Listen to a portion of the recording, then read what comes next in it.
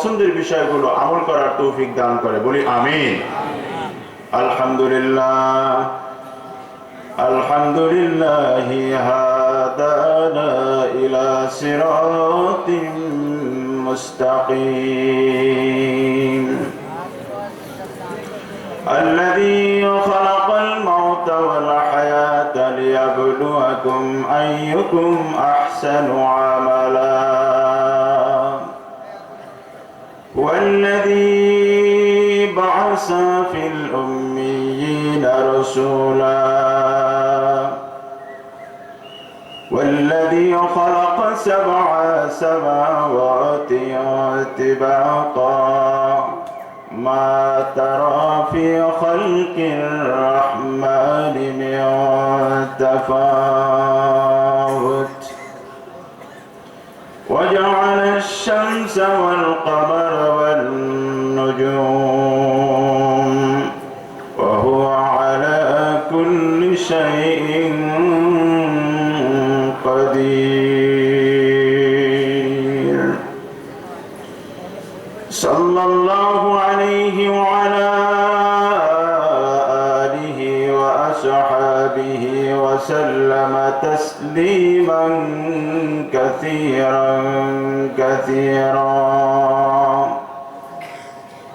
أرسله بالحق بشيرا ونذيرا وداعيا إلى الله بإذنه وسراجا منيرا أما بعد فقد قال الله تعالى في كلامه المجيد والفرقانه الحميد সকলে দিল খুলে পড়ুন আউযু বিল্লাহি মিনাশ শাইতানির রাজীম বিসমিল্লাহির রাহমানির রাহিম ইয়া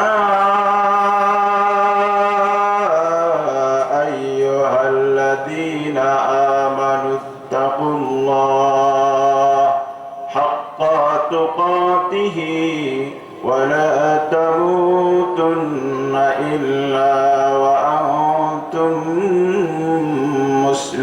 مسلمون وقال رسول الله صلى الله عليه وسلم اتق الله حيثما كنت واتبع السيئة الحسنة تمحوها وخالق الناس بخلق أو كما قال عليه الصلاة والسلام وقال تعالى في شان حبيبه ومحبوبه إن الله وملائكته يصلون على النبي يا أيها الذين آمنوا صلوا عليه وسلموا تسليما صلى الله محمد صلى الله জবান খুলে সাল্লাল্লাহু আলা মুহাম্মাদ সাল্লাল্লাহু আলাইহি ওয়াসাল্লাম الصبح بدا من طلعته والليل دجا بعفرته صلى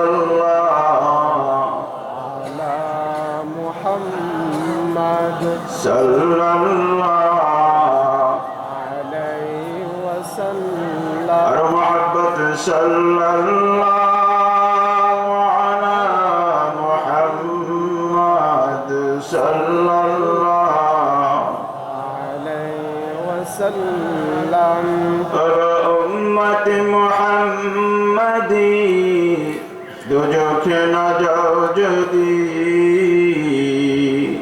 মন প্রাণ ভরে সাল্লে আলা গারে সাল্লাল্লাহু মুহাম্মাদ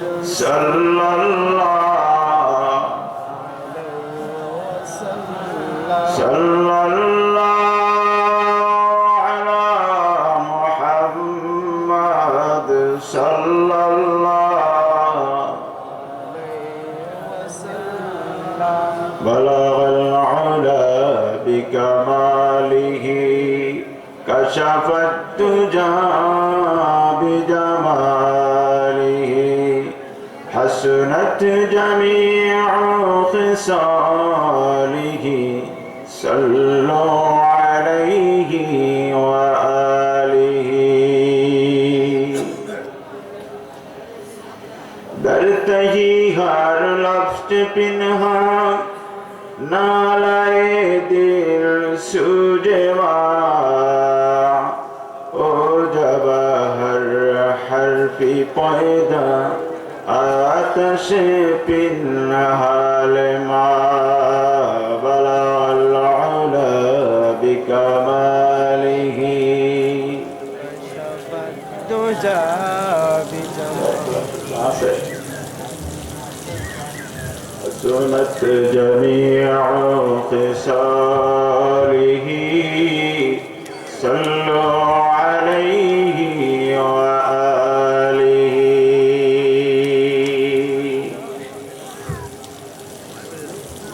معزز محترم অধ্যকার কাদেরিয়া দরবার শরীফে দরবেশ হুজুরের মাজার মাদ্রাসা প্রাঙ্গণ আয়োজিত 2 দিন ব্যাপী 40তম বার্ষিকী ইসালে সব মাহফিলের সম্মানিত মধ্যমণি অত্র দরবারের গদিনেশীন আলা হযরত পীর সাহেব হুজুর কেবলা সুফি দরবেশ আব্দুল মোতালেব শেখ মাদ্দাজিল্লাহুল আলী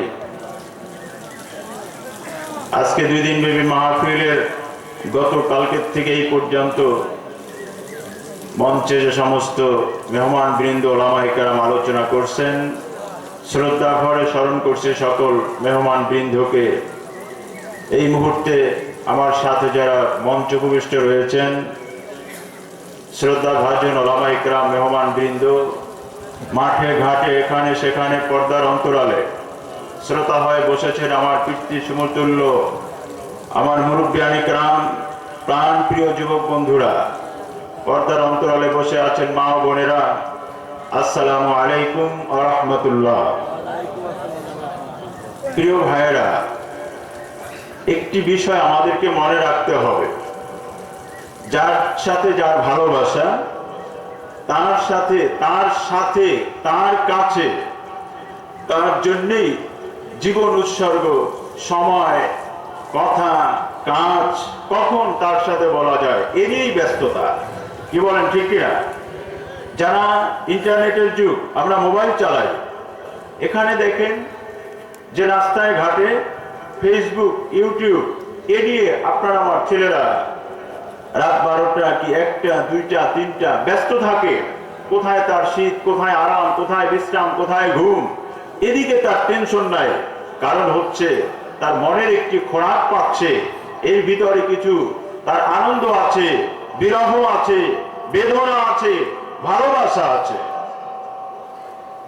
কিন্তু আজকে যারা আপনি আমি আল্লাহ পাককে ভালোবাসি রাতকে উজাড় করে দিনকে শেষ করে সকাল থেকে সন্ধ্যা থেকে সকাল 24টি ঘন্টা আমার টেনশন আমার চিন্তা কোন কাজে আল্লাহ রাজি কোন কাজে আল্লাহ খুশি এই কাজ নিয়ে ব্যস্ত থাকে যে ব্যক্তি আল্লাহকে ভালোবাসে আমরা আল্লাহকে ভালোবাসি বিধায় শেষ রাত্রে এই গভীর রজনীতে সারা পৃথিবী যখন নীরব নিস্তব্ধ গাম্ভীর্য রজনী বিরাজ করছে ঠিক সেই মুহূর্তে সারা পৃথিবীর মধ্যে কিছু মানুষ আল্লাহকে খুঁজতে গিয়ে তার আরামের বিছানা ছেড়ে দিয়ে এভাবে জায়ের নামাজের পাটিতে বসে ছোট্ট ঠোঁট দুটো নেড়ে জিহ্বা দিয়ে আল্লাহ আল্লাহ বলে ডাকে রব্বুল আলামিন আসমান থেকে তাদের উপর রহমতের বৃষ্টি বর্ষণ করে ওই মানুষগুলোকে আল্লাহ বন্ধু বানায়া দেয়। আল্লাহ পাক রব্বুল আলামিন আমাদেরকে সেই মানুষগুলোর সাথী হওয়ার সুযোগ করে দিয়েছেন। অন্তর খুলে একবার বলুন আলহামদুলিল্লাহ, জোরে বলুন আলহামদুলিল্লাহ। ভাইরা, বন্ধুরা আমার, এই ময়দানটা ওলামায়ে কেরামের বসেছে, যেখানে আজকাল হয়েছে কোরআন হাদিসের আলোচনা হয়েছে। আপনারা শুনেছেন এই ময়দানটার নাম জান্নাতের বাগান। জান্নাতের বাগানে যারা বসেছেন তারা জান্নাতি মেহমান। জান্নাতি মেহমান হতে পেরে আমরা কি খুশি হয়েছি না বেজার আছি? যে যতটুকু খুশি হয়েছেন, আপনারা এখানে দরবেশ সাহেব হুজুরের বাড়ি এসেছেন বড় মহব্বত করে, হৃদয়ে টানে আল্লাহকে পাওয়ার উদ্দেশ্যে, সে প্রমাণ আপনারা করেছেন। দান সদকা, ওয়াজ নসিহত, সময় ক্ষেপণ সবকিছু দিয়ে আপনারা প্রমাণ করেছেন। সর্বশেষ একটি প্রমাণ আমাদেরকে করতে হবে। আজকের ময়দান থেকে আমরা যা শুনেছি আমলটুকু নিয়ে আমরা কবর পর্যন্ত যেতে চাই। আল্লাহ যেন আমাদের তৌফিক দেয়। জবান খুলে বলুন আমিন, আরো জোরে বলুন আমিন। যদি আমরা খুশি হয়ে থাকি তাহলে যে যতটুকু খুশি হয়েছি ততটুকু ভাষা দিয়ে হৃদয়টাকে উজাড় করে দিল দারাজ কণ্ঠে একবার শুকরিয়া আদায় করে বলুন আলহামদুলিল্লাহ, আরো জোরে বলুন আলহামদুলিল্লাহ। প্রিয় ভাই আমার, নবী আলাইহিস সালামের উম্মত হওয়ার জন্য সকল নবী রাসূলরা আল্লাহর কাছে প্রার্থনা জানিয়েছিল। আমরা কি কোনো প্রার্থনা করেছিলাম যে আল্লাহ আমাদেরকে শেষ নবীর উম্মত বানাবে? এমন কোন প্রার্থনার সুযোগ আমাদের ছিল ভাই? ছিল না। সমস্ত নবীরা, মুসা, ঈসা, আদম আলাইহিস সালাম থেকে সব নবীরা, আপনারা জানেন আদম আলাইহিস সালাম আল্লাহর কাছে ক্ষমা চেয়েছিলেন যে ওসিলা দিয়ে, সেটাও ছিল নবী মুহাম্মদুর রাসূলুল্লাহ সাল্লাল্লাহু আলাইহি ওয়াসাল্লাম। এতক্ষণ পর্যন্ত আমাদের নড়াইলের দরবারের সাহেবজাদা হুজুর আলোচনা করছিলেন যে বর ছাড়া বরযাত্রীদেরকে কেউ সম্মান করে না। এই গোটা সৃষ্টি জগতের বর হচ্ছে আপনার আমার নবী মুহাম্মদুর রাসূলুল্লাহ সাল্লাল্লাহু আলাইহি ওয়াসাল্লাম। বলুন আলহামদুলিল্লাহ। না চাইতে যে মহান রব্বুল আলামিন আমাদেরকে খুশি হইয়া বড় আদর করে মেহমান করে আমাদেরকে সেই বিশ্ব নবী মুহাম্মদুর রাসূলুল্লাহ সাল্লাল্লাহু আলাইহি ওয়াসাল্লামের উম্মত হিসাবে কবুল করেছেন। এজন্য কি আমরা খুশি না বেজার? যদি খুশি হয়ে থাকেন তাহলে বজ্র কণ্ঠে যতটুকু আওয়াজ হৃদয়ের ভিতরে আছে, হৃদয় নিংড়ানো ভালোবাসা দিয়ে মদিনাতুল মুনাওয়ারার দিকে নজর করে সিংহের মতো গর্জন করে একবার শুকরিয়া আদায় করে বলুন আলহামদুলিল্লাহ, আরো জোরে বলুন আলহামদুলিল্লাহ। জান্নারিয়া দরবার শরীফ, ইসালে সাহেব মাহফিল। ভাইরা আমার, কথা সংক্ষেপ। আল্লাহ আমাদেরকে পৃথিবীর জমিনে বর্তমানে প্রায় 800 কোটি মানুষ, তার ভিতরে 300 কোটি মুসলমান প্রায়। তো 300 কোটি মুসলমানের মধ্যে রাসূল সাল্লাল্লাহু আলাইহি সাল্লাম বলছেন 73টা ভাগে বিভক্ত। আপনারা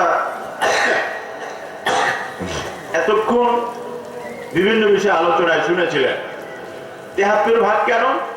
নামাজ পড়েও নামাজের মধ্যে ভাগ আছে, রোজা রেখে রোজাদারের মধ্যে ভাগ আছে, উম্মত দাবিদার হয়ে সেখানে ভাগ আছে। এই ভাগগুলোর মধ্যে 73টা ভাগের 72টা ভাগে যাবে জাহান্নামে, একটি ভাগ যাবে জান্নাতে। সেটি হচ্ছে আহলুস সুন্নাহ ওয়াল জামাআহ। আহলুস সুন্নাহ ওয়াল জামাতের সহজ পরিচয় যারা রাসূলকে ভালোবাসে, সাহাবায়ে কেরামদেরকে ভালোবাসে, তাদের পথে মতে চলে। অতএব আপনাকে আমাকে আমি একটি প্রশ্ন করি, আমাকে নিজেকে আমি প্রশ্ন করি, আপনি আপনাকে করেন। আজকে আপনাদের মাঝে আমি প্রশ্নটার উত্তর আমি সহ, আমাকে সহ প্রশ্নটা আমি করতে চাই। আমাদের এই বাংলাদেশে কোন নবীরা কি এসেছিলেন? আওয়াজ দিয়ে বলতে হবে, আসছিলেন? জানা থাকলে বলবেন, কোন নবী কি বাংলাদেশে আসছিলেন? কোন সাহাবী? কি ভাইরা কথা বলবেন না? কোন সাহাবী আসছেন? তাহলে বাংলাদেশে আপনি কোথায় মসজিদ, মাদ্রাসা, কোরআন হাদিস, দাড়ি টুপি, জুব্বা, ইসলামিক কালচার, সভ্যতা, সংস্কৃতি, এগুলো কোথায় পেয়েছেন? কোথায় পেলাম আমি? বন্ধুরা, ভাইরা আমার, রব্বুল আলামিন কোরআনুল কারীমের ভিতরে আপনি আমি সূরা ফাতিহা পড়তে গিয়ে সেখানে আমি বলেছিলাম, ইহদিনাস সিরাতাল মুস্তাকিম। আল্লাহ, তুমি আমাকে একটা সোজা পথ দেখাও। সিরাতাল লাযীনা আন'আমতা আলাইহিম, যেই পথে মানুষগুলো তোমার নিয়ামত পেয়েছে, তোমার বন্ধু হয়েছে, আল্লাহ সেই পথটা তুমি আমাদেরকে দেখায়া দাও, যেই পথে শেষ সীমানায় তোমার সন্তুষ্ট জান্নাত রয়েছে। রব্বুল আলামিন বলেন, আমার জান্নাত রয়েছে, আমার সন্তুষ্ট রয়েছে। এমন শ্রেণীর মানুষগুলো চারটা ভাগে বিভক্ত।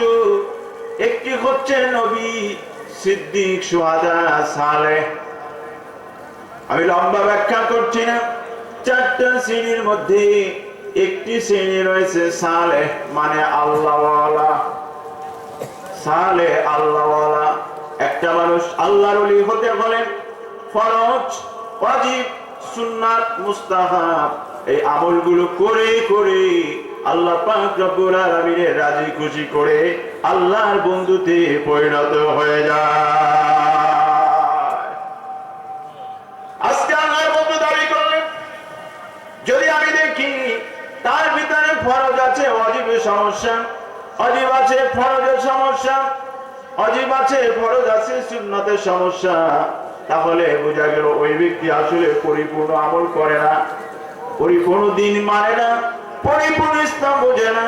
সুতরাং সে ব্যক্তি আল্লাহওয়ালা হতে পারে না।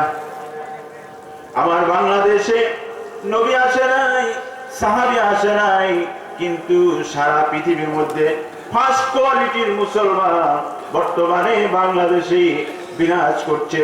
যতগুলো ইসলামিক কান্ট্রি আছে তার ভিতরে আফগানিস্তান, ফিলিস্তিন, পাকিস্তান, ইরাক, ইরান, মুসলমান কান্ট্রি, সৌদি আরব, আরাবিয়ান কান্ট্রি, মুসলিম রাষ্ট্র যতগুলো রয়েছে, বাংলাদেশের মুসলমানের পরিচয়টা তারা নবী পায় নাই, সাহাবী পায় নাই।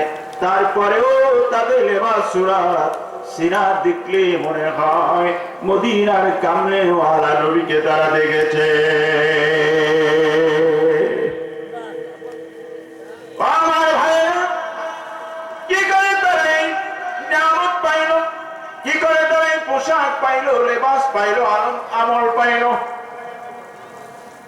আপনারা আজকে যেই দরবার শরীফে বসেছেন, এই দরবারের রশিটা হচ্ছে ফুরফুরার মুসাদ্দেদে জামান আবু বকর সিদ্দিকী আল কুরাইশি রাহমাতুল্লাহ আলাইহি, যিনি ভারতের মধ্যে মানুষগুলো মাথায় টিকি পড়তো, টিকিগুলো ফেলে পাগড়ির ব্যবস্থা করেছেন। মুসলমানদের সংস্কৃতিগুলো আল্লাহর ওলি পাঠিয়ে দিয়েছেন, তোমরা মাংস বলবে না, গোশত বলবা, ডিম বলবা না, আন্ডা বলবা, আন্ডা বরিশালের আঞ্চলিক ভাষা। মাংস বলবে না, গোশত বলবা, লাউ বলবে না, কদু বলবা, ইত্যাদি ভাষাগুলো দিয়ে, আমাদের সভ্যতা দিয়ে, সংস্কৃতি দিয়ে বাংলাদেশের ভিতরে যতগুলো আল্লাহর ওলিদের মাজার তৈরি হলো, ফুরফুরা দরবার শরীফ থেকে প্রোডাকশন হয়ে সারসিনান নেসারউদ্দিন রহমাতুল্লাহ আলাইহি, আবু জাফর সাহেব রহমাতুল্লাহ আলাইহি, জাঙ্গালিয়া দরবার, নড়াইল দরবার সহ বাংলাদেশে অসংখ্য ওলি আউলিয়াদের মাজার রয়েছে। এই ওলিদের মাধ্যমে আপনি আমি মদিনার কামলিওয়ালার দ্বীন, ইসলাম, শরীয়ত গুলো আমরা পেয়েছি, ঠিক কিনা বলো? আমার বন্ধুরা, আমার ভাইরা, বাংলাদেশে এসেছিলেন শাহজালাল ইয়ামিনী রহমাতুল্লাহ আলাইহি, ভারতবর্ষে এসেছিলেন খাজা মঈনুদ্দিন চিশতি রহমাতুল্লাহ আলাইহি। ও বাংলাদেশের মানুষেরা, কি করে ভুলে যাও সেদিনের ইতিহাস? সুরমা নদী পার হয়ে এই বাংলাদেশ, সেই হিন্দুয়ানি কৃষ্টি কালচার, যেখানে মুসলমানদের কোরবানি তো দূরের কথা, একটি নবজাতক শিশুর 7 দিনের আকিকাকে কেন্দ্র করে যেখানে বোরহানুদ্দিনের 7 দিনের সন্তানটাকে তার বাবার সামনে টুকরা টুকরো করে কাক চিলের সামনে গোষ্ঠগুলো ছিটায় দেওয়া হচ্ছিল। শাহজালাল ইয়ামিনী রহমাতুল্লাহ আলাইহি তার মামা সৈয়দ আহমদ কবি, ওনার কাছে 30 বছর পর্যন্ত উনি তরিকা শেখের আজকার মস্কে করে করে উনি আল্লাহ পাকে এত প্রিয় হয়েছে। একদিন রাত্রে স্বপ্নে দেখে মদিনার কামলিওয়ালা নবী শাহজালাল ইয়ামিনী রহমাতুল্লাহ আলাইহিকে একটা মাটির চাকা অথবা একটা ফল হাতে দিয়া বলছেন, শাহজালাল, এই মাটির রং, এই মাটির ঘ্রাণ যেই মাটির সাথে মিলবে ওই মাটি, ওই জায়গা হবে তোমার ইসলামের দাওয়াতের ক্ষেত্র। সকালবেলা ফজর নামাজের পরে ওজিফা আদায় করে ইশরাকের জায়নামাজে বসে আছে মামা সৈয়দ আহমদ কবির, একদিকে মামা আর একদিকে পীর। সৈয়দ আহমদ কবির রহমাতুল্লাহ আলাইহির কাছে গিয়ে শাহজালাল ইয়ামিনী রহমাতুল্লাহ আলাইহি দাঁড়ালেন। মামা, আমি একটি স্বপ্ন বলার জন্য এসেছি। সৈয়দ আহমদ কবির রহমাতুল্লাহ আলাইহির কাছে বললেন, মামা, আজকে আমি এই স্বপ্ন দেখলাম। কি যেন দেখলাম, কি হলো জানি না। তার মামা সৈয়দ আহমদ কবির একটা মিষ্টি হাসি দিয়ে বললেন, বাবা, আমি তো চাইছিলাম তোমাকে কোন এলাকার খেদমতের জন্য পাঠানো যায়। অতএব নবী যখন বলেছি, আমার কাছেও তো একটা ইশারা এসেছে, যাও যাও, তোমার খেদমতের জায়গা এখান থেকে সেই বাংলা এশিয়া মহাদেশের একেবারে শেষ প্রান্ত বাংলাদেশেই হবে তোমার খেদমতের জায়গা।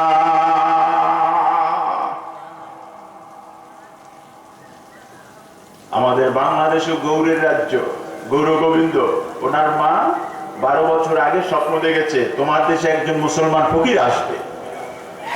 মুসলমান ফকিরকে তুমি কোন শক্তি দিয়ে ঠেকাতে পারবে না। সেই ইতিহাস আমি বলছি না। সৈয়দ আহমদ কবির রহমাতুল্লাহ আলাইহি থেকে বিদায় নিয়ে শাহজালাল ইয়ামিনী রহমাতুল্লাহ আলাইহি সুরমা নদীর পারে যখন এসে দাঁড়ালেন, গুরু গোবিন্দ জ্যোতিষীদের পরামর্শ নিয়া, গণকের পরামর্শ নিয়া মুসলমান ফকির আসতেছে প্রহারা দিয়া, যখন দেখলেন আর ঠেকানো যাচ্ছে না, সুরমা নদীর ওপারে তার কাফেলা চলে এসছে। চতুর্দিকে পারাবার বন্ধ করে দিল, নৌকা নাই, খেয়া নাই, সেই সময় তো ব্রিজের প্রশ্নই আসে না, পারাবার বন্ধ করে দিল। আল্লাহর ওলি শাহজালাল রহমাতুল্লাহ আলাইহি একটা জায়নামাজ পানির উপরে বিছায়া দিলেন। জায়নামাজটা আর কত বড়, একজন মানুষ বিছায়া নামাজ পড়ে, এই জায়নামাজটা কত বড়। ও আমার ভাইরা, এই জায়নামাজের উপরে শাহজালাল ইয়ামিনী রহমাতুল্লাহ আলাইহি তার 360 জন বা 315 জন 14 জন সঙ্গী, রাসূলের বদরি সাহাবীদের সঙ্গী বললেন, তোমরা আমার সাথে আসো, জায়নামাজে আসো। আস্তে আস্তে সবাই একটা জায়নামাজে উঠলো। জায়নামাজটা ফেরি পারাবারের মতো বড় হয়ে গেল। আল্লাহর ওলি ইশারা করলেন, আল্লাহ পাকের ইশারায় যাও। সুরমা নদীর খরস্রোত নদী এপারে জায়নামাজে করে 360 জন সঙ্গী নিয়ে শুধুমাত্র একটু জায়নামাজে বসে নদীর পাড়ে চলে আসলেন। শাহজালাল ইয়ামিনী রহমাতুল্লাহ আলাইহি সঙ্গীদেরকে বললেন, তোমরা উঠে যাও। তিনি বসে আছেন, সবাই উঠলেন। জায়নামাজ আস্তে আস্তে ছোট হচ্ছে। এপারে আসার পরে উনি জায়নামাজটা পানির উপর থেকে তুলে নিলেন। জায়নামাজের একটা সুতাও পানিতে ভেজে নাই। জোরে কান সুবহানাল্লাহ। ওলিদের কারামত এটা আছে না নাই? কথা বলতে হবে, আছে না নাই? নবীদের মুজিজা, ওলিদের কারামত। কারামত হবে যেই দেহ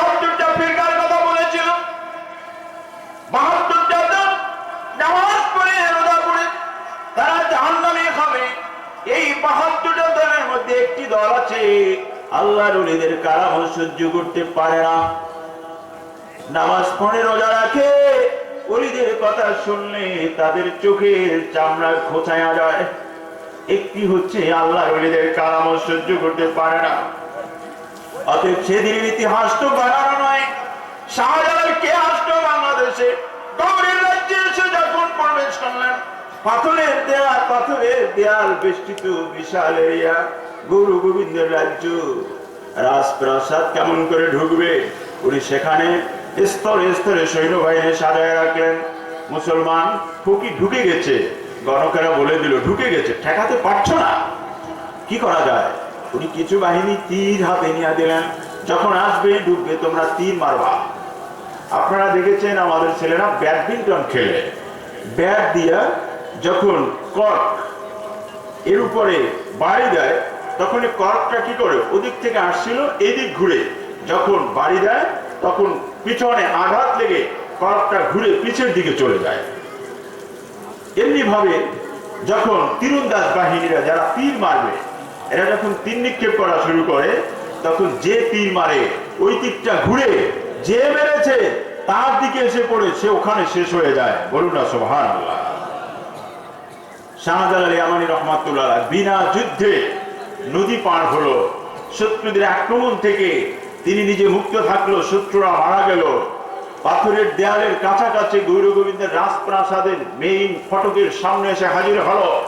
গেট বন্ধ, প্রতিরোধ আছে, সৈন্য সাজানো আছে। শাহজালাল রহমাতুল্লাহ আলাইহি তিনি শুধু হাতের আঙ্গুলি ইশারা করে বললেন, সিল হট্ট, পাথর সরো। সেদিন ইতিহাস, পাথর ছাড়ো, পড়ার সাথে সাথে পাথরের দেয়াল বেষ্টিত সেই বাউন্ডারি ভেঙে ঝরঝর করে পড়ে গেল। গৌর গোবিন্দ সুরাঙ্গ পথ করে রেখেছিল তার রাজপ্রাসাদের মধ্য দিয়ে। পিছন থেকে নৌকা পথে পশ্চিমবঙ্গ হয়ে চলে গেল ভারতে। আবার 3 দিন পরে চলে আসলেন এই বাংলাদেশের শাহজালাল ইয়ামানী রহমাতুল্লাহ আলাইহিকে একটা নজর দেখার জন্য।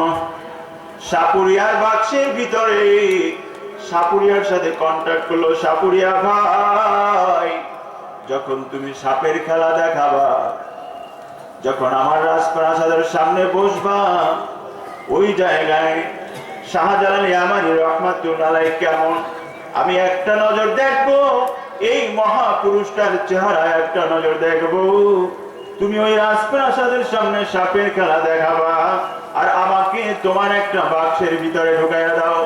যেই মুহূর্তে এই মহাপুরুষ শাহজালাল আমাদের পাশ দিয়ে হেঁটে যাবে, আমাকে একটু তুমি ইশারা করবে, আমি এই বাক্সের ভিতর দিয়া ফাটা জায়গা দিয়া শাহজালাল ইয়ামানী রহমাতুল্লাহ আলাইহিকে একটা নজর দেখব।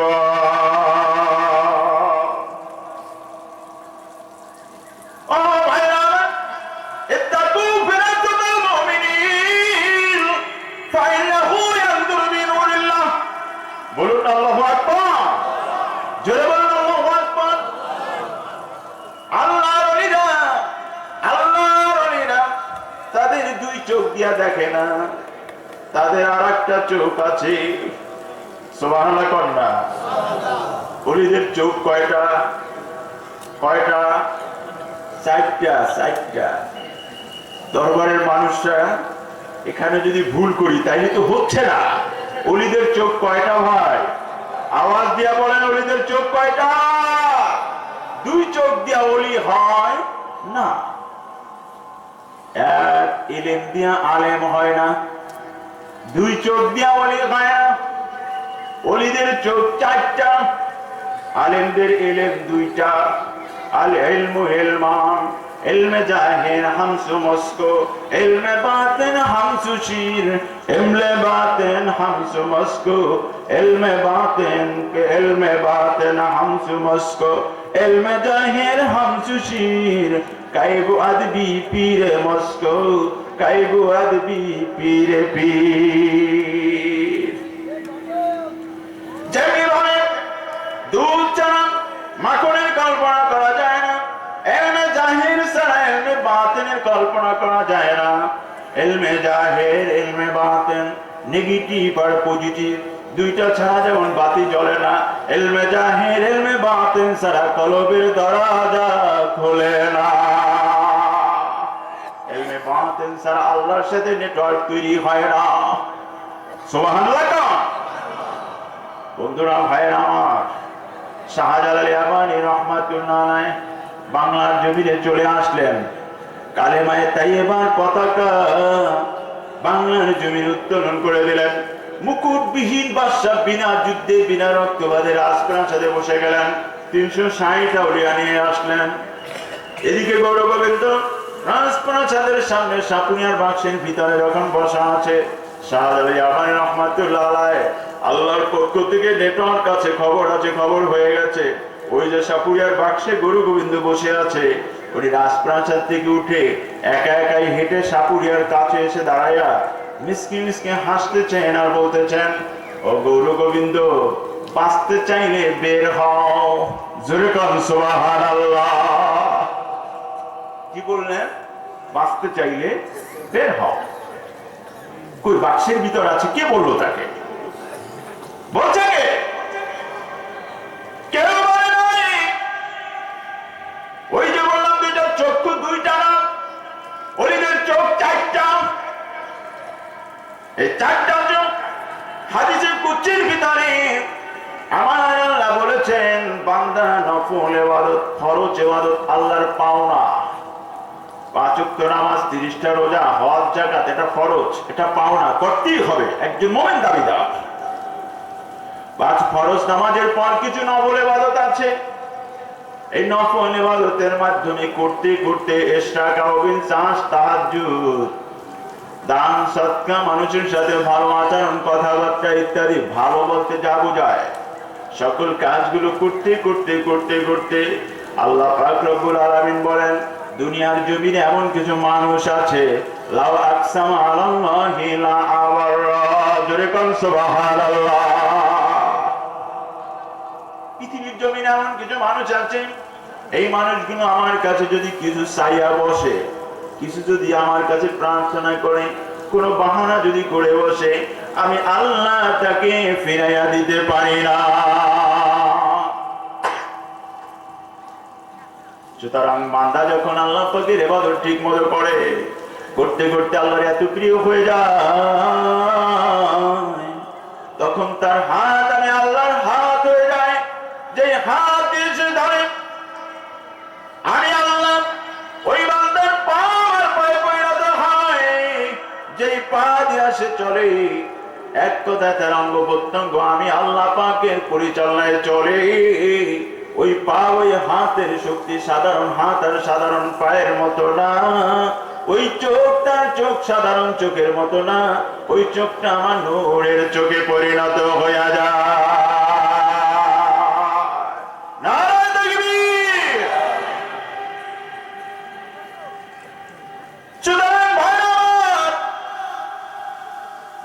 মুজাদ্দিদ জানান ফুরফুর আবু বকর সিদ্দিক আল-কুরাইশি রাহমাতুল্লাহ আলাইহি কোন একদিন সফরে যাবেন, অনেক দূরে সফর তার। এই সফরের মধ্যে পালকিওয়ালাকে, আপনারা পালকি চিনেন, পালকিতে চড়ে হুজুর যাচ্ছেন। পথিমধ্যে ওই পালকির মধ্যে বসে হঠাৎ করে পালকিওয়ালা ভাইরা দাঁড়িয়ে গেছে। হুজুর প্রশ্ন করলেন, বাবা কেন তোমরা দাঁড়ালে? বলে, হুজুর ওই যে দেখেন একটা বড় বাঘ রাস্তার মাঝে চৌরাস্তায় বসে আছে, হাতা গেড়ে বসে আছে। হুজুর আমার দিদিকে চোখ বড় করে তাকিয়ে আছে, কেমন করে যাব? বাঘে আক্রমণ করে বসলে, আমাদেরকে আঘাত করে বসলে আমরা তো মারা পড়ে যাব। হুজুর বললেন, পালকিওয়ালা ভাই জানালাটা খুলে দাও, আমি একটু বাঘের সাথে কথা বলি। জোরে কান সুবহানাল্লাহ। নারায়ে তাকবীর। আমাদের জালুকাঠি কায়েশা হুজুরের দরবারে একটু নদীর ওপারে একটা গ্রাম আছে, তেরোয়ানা। শাহ মাহমুদ রহমাতুল্লাহ আলাইহির মাজার আছে ওখানে। উনি পাথরে চড়ে ইয়ামান থেকে আসছেন, পাথরের উপরে ভেসে জালুকাঠি এসে ওনার পাথরটা থেমেছিল। সেইখানে একটা গ্রাম আছে তেরোয়ানা, ওইখানে একটা মাদ্রাসা আছে, ফাজিল মাদ্রাসা। আমি আমার প্রোগ্রামে গেছিলাম, হুজুরের কায়সা হুজুরের শ্বশুর বাড়ি ওখানে। তো ওই মাজারটার সাথে এখনো টুপির ছবিটা, হুজুর ওই সময় যে টুপি পরতেন কারুকার্য টুপিটা আছে, হুজুরের ভাইগনার কি কবর আছে, জিয়ারত করলাম এবং অনেক ইতিহাস স্থানীয় মানুষরা বলল। সংক্ষেপ কথা হলো, হুজুর ওইখানে যখন চলে এসছে আজ থেকে কয়েকশো বছর আগে, সেই সময় জমিদাররা খাজনা তুলে ওই এলাকার জমিদার এই শাহ মাহমুদ রহমাতুল্লাহ যেখানে বসছেন ওই এলাকার খাজনা চাইতে আসছে যে এই দরবেশ আপনি এখানে থাকেন, এলাকায় থাকতে হইলে আমার ট্যাক্স দিতে হবে, খাজনা দিতে হবে। হুজুর বললেন ঠিক আছে কিছুদিন সময় দেন। হুজুর পাবে কোথায়, সে তো ভিনদেশী এক মানুষ। হাদিয়া তোফা যা আসছে সপ্তাহখানেক পরে, সে সময় তো 16 আনায় 1 টাকা, 1 আনা 2 আনা, উনি 13 আনা পয়সা জোগাড় করছে। এই 13 আনা পয়সার একটা পোটলা কাপড়ে বেঁধে রওনা দিয়েছে। সে সময় তো রাস্তাঘাট হয় না, গাছপালা জংলা এলাকা, ওর ভিতর দিয়ে ফাঁকে ফাঁকে রাস্তা। তো হাঁটতেছে হাঁটতেছে, কতদূর যাওয়ার পরে দেখে একটা বাঘ এসে হুজুরের সামনে ল্যাস নামাইয়া দিয়ে বাঘের ভাষায় বাঘ কথা বলছে, হুজুর বুঝতেছে। বলছে হুজুর আপনি যাবেন কোথায়? বলছে জমিদার বাড়ি যাব খাজনা দিয়ে আসার জন্য। বলছে হুজুর তা তো অনেক দূরে, আপনি এই গাছপালা জঙ্গলের মধ্যে এত বার্ধক্য মানুষ এত দূর আপনি হেঁটে যাবেন কেমন? হুজুর বললেন আর কি করার, আমার তো ঘোড়া টোড়া নাই, গাড়ি নাই, রাস্তাঘাট নাই, যাবো কি করে, যেতে তো হবে। বাঘটা বললেন হুজুর যদি অনুমতি থাকে, আপনি যদি রাজি হন, তাহলে আমার পিঠে চড়েন, আমি জমিদার বাড়ির দরজায় নিয়ে যাব। নারায়ে তাকবীর। কষ্ট হচ্ছে নাকি? নারায়ে তাকবীর। সব পৃথিবী তৈরি করেছে আমাদের জন্য আল্লাহ। বন্ধুরা ভাইরা আমার, 13 আনার সেই শাহ মাহমুদ রহমাতুল্লাহ উনি একটি বাঘের পিঠে সওয়ার হয়েছেন, আর জমিদার এলাকায় ঘুরে ঘুরে খাজনা তোলার জন্য নামছে একটা ঘোড়ার পিঠে চড়ে। জমিদারের সাথে লোক লস্কর আছে, মাহমুদ রহমাতুল্লাহের সাথে কোনো লোক লস্কর নাই। উনি তো একা একা হাঁটছে। মুখামুখি যখন হলো, ওই দূরে জমিদার আর এই জায়গায় মাহমুদ রহমাতুল্লাহ একজন আর একজনকে দেখছে। মাহমুদ রহমাতুল্লাহ স্বাভাবিকভাবে হাঁটছে, জমিদার দূর থেকে দেখে তার সঙ্গী সাথীদেরকে বললো ওই কে আসতেছে?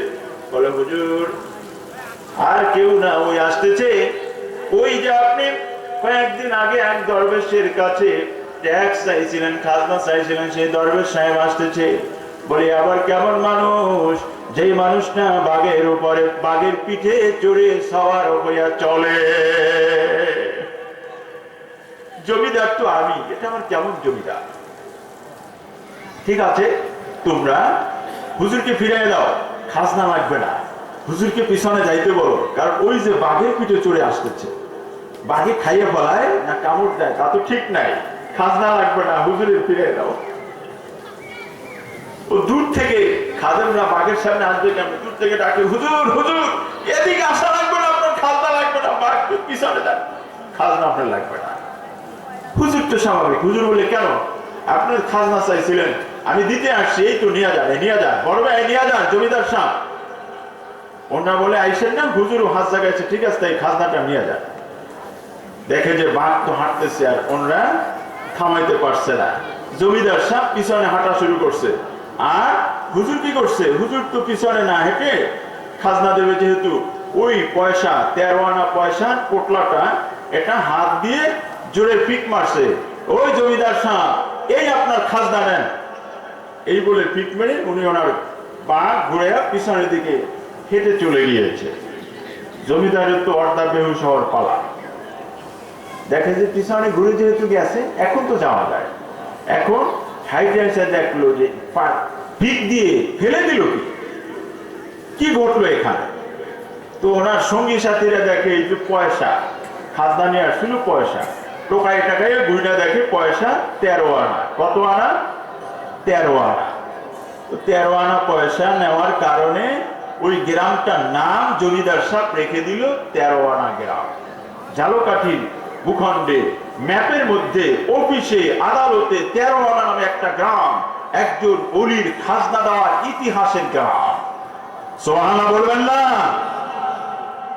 ভারতের জমিনের ইতিহাস, সেখানে এসেছিলেন হযরতে খাজা মাইনুদ্দিন চিশতি আজমিরি রাহমাতুল্লাহ আলাইহি। আপনার বাগেরহাটে শুয়ে আছে খানজান আলী রহমাতুল্লাহ আলাইহি।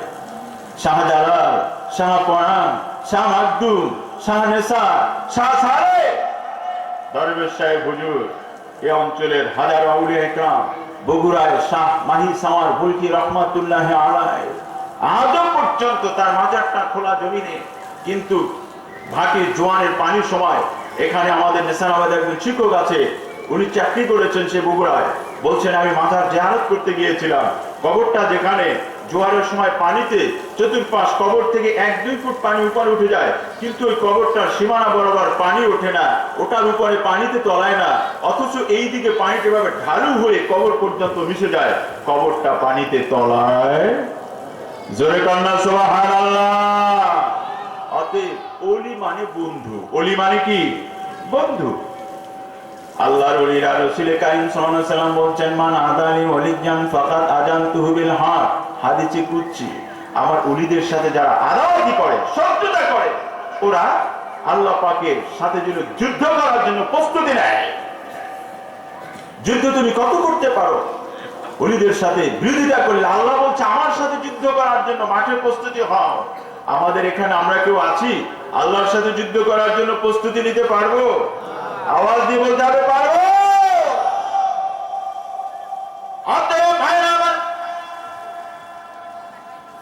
রব্বুল আলামিন বলেছেন কুনু মা'আস সাদিকিন, তোমরা নেককার সাথে আল্লাহর সঙ্গী হয়ে যাও, সাথী হয়ে যাও, তাহলেই তোমরা আল্লাহ পাকের পেয়ারা হতে পারবে। আল্লাহ পাক রব্বুল আলামিন যে আয়াতটা আমি আপনাদের সামনে তেলাওয়াত করে শুনিয়েছি, কত সুন্দর ভাষায় ডাক দিয়েছেন, ইয়া আইয়ুহাল্লাযীনা আমানুত্তাকুল্লাহ হাক্কা তুকাতিহি ওয়া লা তামুতুন্না ইল্লা ওয়া আনতুম মুসলিমুন। একবার জবান খুলে সকলে বলুন সুবহানাল্লাহ। বন্ধুরা, ভাইরা আমার, আমাদেরকে আল্লাহ ডাক দিয়েছেন আইয়ুহাল্লাযীনা আমানু। আমরা বলবো কি লাব্বাইক বা জি। যদি আমি আপনাকে ডাকি ও ভাই, ও বন্ধু, আপনি কি জবান বন্ধ করে বসে থাকবেন নাকি আওয়াজ দেবেন আমাকে? অবশ্যই আওয়াজ দেবেন। আল্লাহ ডাক দিয়েছে আইয়ুহাল্লাযীনা আমানু, তোমরা যারা ঈমানদার।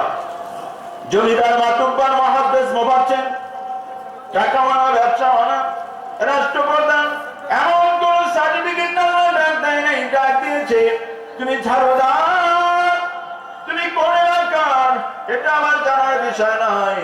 আমার জানার বিষয় তুমি ঈমানদার কিনা। তাই মহব্বত করে আল্লাহ ডাক দিয়ে বলেছে আইয়ুহাল্লাযীনা আমানু। অতএব আমাদের আল্লাহ পাকে ডাকে সাড়া দিয়ে একবার হাত উঁচু করে আমরাও একবার আল্লাহকে জানাই দিই আল্লাহু আকবার। নারে তাকবীর। আল্লাহ পাক বলছেন আইয়ুহাল্লাযীনা আমানু, ও ঈমানদাররা শোনো, আমানুত্তাকুল্লাহ, ভয় করো তোমরা আল্লাহকে। কাকে ভয় করো? কথা কন, কাকে? আল্লাহকে ভয় করো। এখন এখানে কিন্তু অনেক কথা। আল্লাহকে ভয় করো, কেমন করে করবা? হাক্কা তুকাতিহি, আল্লাহকে ভয় করো যেইভাবে ভয় করার কথা সেইভাবে ভয় করো, যেইভাবে আল্লাহর শান মান মর্যাদা অনুযায়ী আল্লাহকে ভয় করা প্রয়োজন। সাপকে আমরা ভয় করি, বিচ্ছুকে ভয় করি, সিংহকে ভয় করি, বাঘকে ভয় করি, চোরকে ভয় করি, ডাকাতকে ভয় করি, সন্ত্রাসকে ভয় করি। এইভাবে নয়, আল্লাহকে ভয় করো ভয় করার মতো। আল্লাহ কই থাকে?